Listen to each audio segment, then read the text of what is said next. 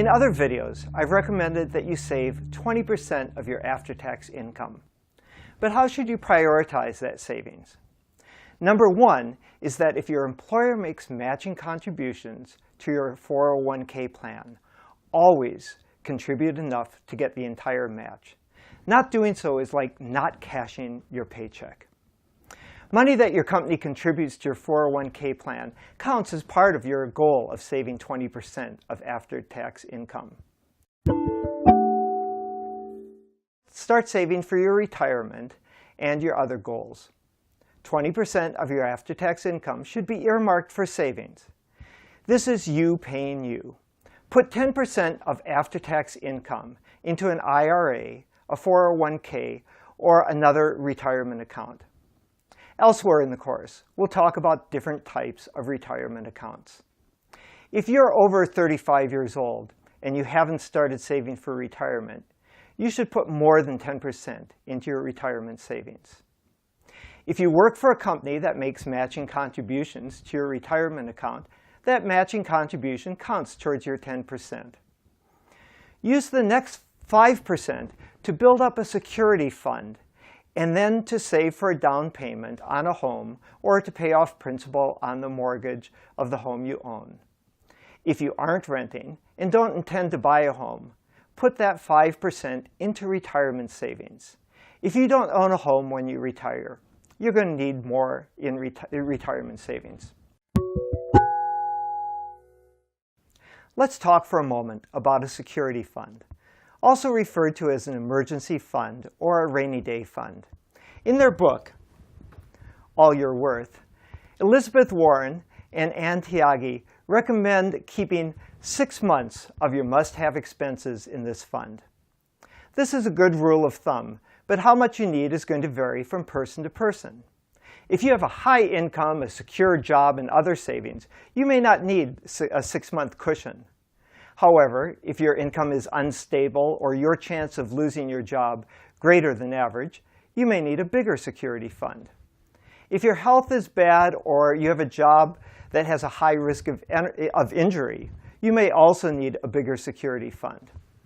A security fund is not a substitute for health or disability insurance. But even with health and disability insurance, you are likely to lose income if you have a bad injury or a severe illness. That's what a security fund is for. This money is for when your car breaks down or you get sick and you miss work. It's not for vacations or a new iPhone. You'll save for these, but not in your security fund. Where should you keep your security fund?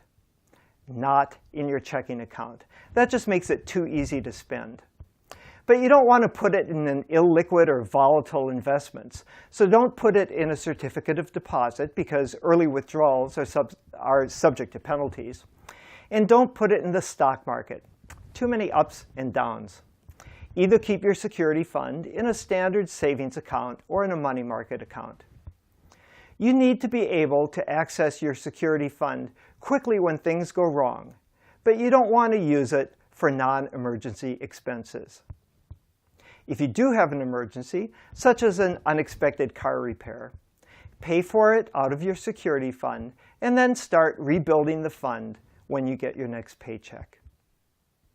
So why keep 6 months of expenses in a savings account or a money market account that's paying very little interest? Wouldn't it be better to put this money into an individual retirement account and invest it in the stock market? No. The purpose of the security fund is to help you cope with the unexpected without going back into debt. It's like an insurance policy.